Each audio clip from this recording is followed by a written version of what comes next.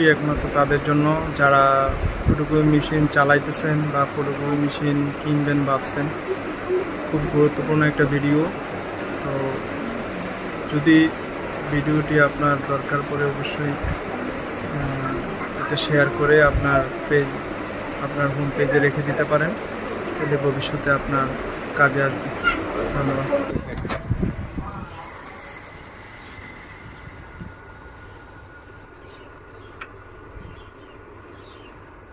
বেশিরভাগ সময়ে মেশিন চালু দিলে আপনার এরকম একটা সমস্যা হয়।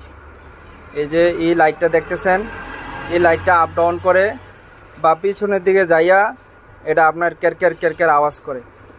হ্যাঁ, এই জাতীয় সমস্যার কারণে অনেকেই আমাকে ফোন করে থাকেন। তো এটা আসলে একটা সিম্পল একটা বিষয়।